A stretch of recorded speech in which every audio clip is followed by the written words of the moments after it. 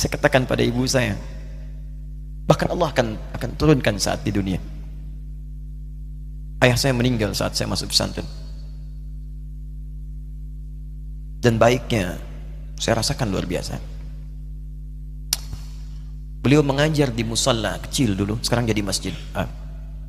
Itu saya selalu di bawah. Beliau mengajar, saya tidur. Sekarang gantian, saya mengajar, beliau tidur. Dan kadang dipangku, gendong sampai pulang. Saya pernah sengaja pura-pura tidur untuk ingin tahu apa yang dikerjakan ayah saya di jalan. Jaga betul supaya nggak bangun. Begitu saya disimpan di kasur dan bangun, diajak bercanda. Saya mau masuk pesantren, beliau nggak sempat ngantar. Saya bertemu, beliau menangis, peluk saya, minta maaf, nggak bisa ngantar ke pesantren. Saya belum mengerti apapun saat itu. Saya bertekad, insya Allah saya belajar dengan sungguh-sungguh. Sepekan 2 pekan saya dapat panggilan pulang. Saya tanya pada kakak saya yang ikut, sekarang ada di sini, di mana ayah? Beliau nggak jawab. Sampai di Bandung, paman saya, beliau sekarang Sekom MUI Jawa Barat, langsung menyampaikan, nampaknya nggak akan terkejar sampai sana, mungkin sudah dimakamkan. Saya ngerti, paham saat itu bahwa beliau telah wafat. Maka saya pulang. Maghrib saya sampai, saya dapati ibu di ruangan tengah. Saya datangi, saya menahan tangis, tidak menangis sedikit pun untuk membahagiakan ibu saya. Saya datang, saya peluk, saya temani tidurnya. Itu pertemuan saya dengan ayah saya terakhir di mimpi. Saya bermimpi melihat sudah pakai kemeja, tersenyum, mendadahi saya. Sudah. Besoknya saya cari ke kamar, ternyata Allahu Akbar, apa yang selama ini saya pelajari di pesantren, kitabnya sudah ada di kamar semua, sudah disiapkan. Saya menangis saat itu. Saya bawa mushaf.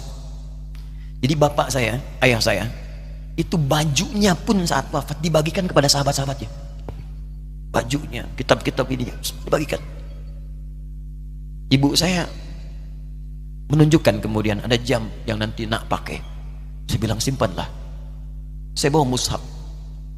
Dengan mushaf itu saya duduk di ruangan tengah, saya menghadap ke kiblat dan saya mohon kepada Allah, ya Allah, saya tak punya kemampuan lagi membahagiakan ayah saya saat hidup di dunia, tapi mohon jadikan setiap huruf dalam Al-Quran ini, ya Allah, pahalanya mengalir untuk ayah saya. Begitu saya bacakan saat itu, tak bisa saya berhenti, dan tiba-tiba langsung masuk ayatnya, artinya, posisinya, nomornya, gak pernah berhenti, masuk. Saya bertekad ingin berbuat baik. Puncaknya saya sekolah. Ibu, ya Allah, saya ingin berbakti pada ibunda saya. Anda tahu apa yang terjadi? Demi Allah saya katakan, ketika Anda bersabar, ibu saya, Bu, Pak, itu krisis 97 Pak. Waktu krisis saya masuk pesantren, saya diberikan sempurna bekal seperti anak-anak lain.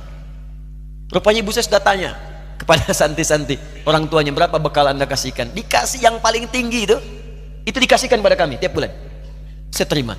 Satu kali libur saya pulang dari jauh, ibu saya tersenyum melihat sedang jemur pakaian, lihat saya. Begitu saya tiba, kaget saya. Ini kok pakaian ibu saya, pakaiannya nggak cocok dipakai gitu. Ini bukan pakaian ibu saya, kayak kain pel lah kalau sekarang. Saya masuk ke rumah, saya kejar, saya buka pakaiannya, lemari, saya nggak temukan sedikit pun. Saya kejar kakak saya, dia sudah siapkan makan. Kak perempuan kami yang kedua, mana pakaian ibu saya? Perhatikan jawabannya. Dia menangis saat itu. Dia bilang, mama itu telah menjual semua perhiasan dan pakaiannya untuk pendidikan kamu. Jual. Untuk kita katanya. Jual. Dan bertahan dengan 150.000 per bulan saat krisis. Jadi rupanya ibu saya itu makan nasi sehari cuma sekali. Beliau mengajar. Di berangkat sekolah itu cuma makan pisang, minum kopi, makan nasinya malam.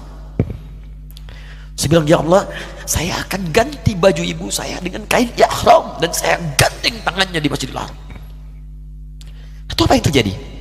Begitu saya kuliah di Libya, alhamdulillah, saya berangkat, saya mulai mengajar, saya serius belajar.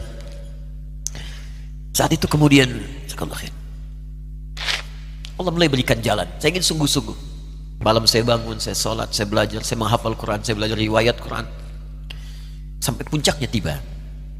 Saya ditugaskan pemerintah Indonesia saat itu untuk jadi petugas haji di Mekah. Saya telepon ibu saya. Saya bilang, Ma, saya insya Allah akan haji 2010. Saya telepon Februari saat itu. Saya dengar suara, terbayang wajahnya indah, senyuman, bahagia. Alhamdulillah, nak. Kapan berangkat? Tahun ini insya Allah. Saya bilang, dan saya tidak akan pernah berangkat kecuali mama pun akan berangkat. Terdengar nada pesimis tapi senyum. Dari mana katanya? Allah akan kasih, saya bilang. Saya sedang bekerja berusaha karena Allah. Mustahil Allah akan sia-siakan gitu. Berapa butuhnya? Porsinya 25 juta. Kapan harus ada? Bulan Juni. Ya, jadi dari Februari ke Juni itu. Ya, Juli bukan Juni, Juli. Ya, jadi saya masih ingat bulan 7 5 bulan tuh. Saya ibu pak, nabung saya beli tabungan, saya niatkan untuk ibu saya haji. Bulan Juli masih setor 25 juta. Jadi semua tabungan masukin situ. Ada yang ngajar ngasih, masukin situ, masukin semua. Tepat sepekan sebelum itu kemudian didaftarkan, saya buka tabungan. Allahu Akbar, karunia Allah luar biasa. Tadi butuh berapa? 25 juta. Begitu dibuka, Masya Allah, 1 juta. Karena beasiswa nggak banyak, 1 juta. Tapi 3 hari sebelum daftar, entah dari mana ibu-ibu pengajian nih KBRI datang. Ustadz, ibu katanya mau haji juga ya? Ustadz mau haji ya? Ibu ikut ya? Sudah nggak usah dipikirin, nanti kami yang pikirkan semuanya.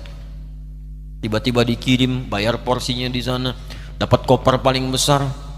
Bayangkan, tadinya kopernya belum datang, telepon lagi, nak koper belum datang katanya. Saya bilang, Ma, tenang aja, apa hajinya nggak jelas ini? Tidak jelas, saya bilang, insya Allah ya. Nah, cuman beritanya berbeda. Begitu saya telepon lagi, Ma, gimana bisa? Nah, telah keluar pengumumannya. Kapan, Ma? 2013. Loh, kan saya haji 2010, nggak bisa, harus 2010. Lihat kalimat ibunda saya.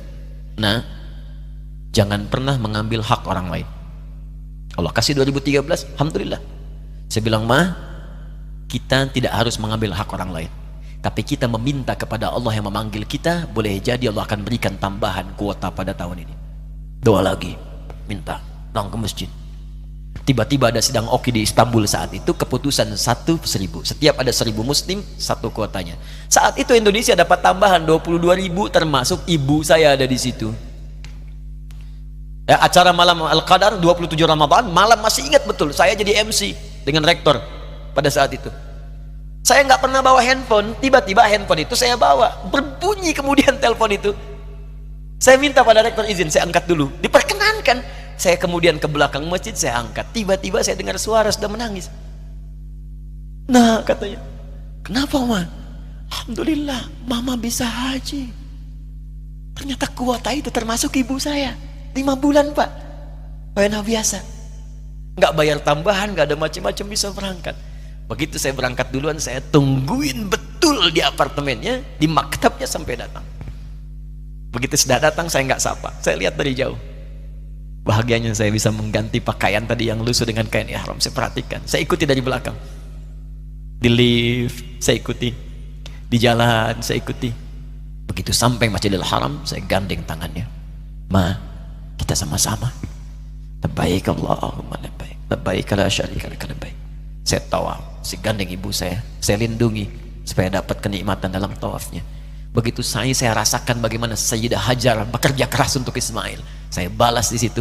Saya gandeng tangan yang kanan. Saya minta pada Allah, muliakan ibu saya, ya Allah, muliakan ibu saya, muliakan. Berikan saya kesempatan membahagiakannya. Cuman yang kanan digandeng, yang kiri kosong, karena sudah tidak ada. Jadi ketika Anda belajar pun untuk menjadi ulama, Allah akan muliakan Anda. Orang tua Anda akan dapat bagiannya. Yang hafal Quran itu Musa, yang bisa haji bapak ibunya. Kemarin saya jadi Amirul Hajj dari kedutaan Saudi berangkat, membawa 350 orang rombongan. Siapa yang saya bawa? Ahli Quran, yang hafal Quran anak-anaknya. Ahmad Kamil, yang haji, pengajarnya, murabbinya, ibunya, temannya, banyak yang berangkat. Yang berangkat siapa? Calon ulama. Dijadi ulama itu, jangankan sudah jadi, kalau benar caranya, baru bergerak pun Allah pasti akan jaga. Kalau benar caranya. Di satu pertanyaan tadi, pilih mana orang soleh atau ulama? Jangan pisahkan. Karena jadi ulama itu adalah tingkat tertinggi bagian dari orang saleh. Jadi mesti ada yang jadilah di keluarga. Pilih satu mungkin ahli Quran, kedua ahli hadis, yang lain dunia, tapi dunia diniatkan membantu ibadah. Jadi arsitek buat bangun masjid, bangun pesantren, pahala banyak.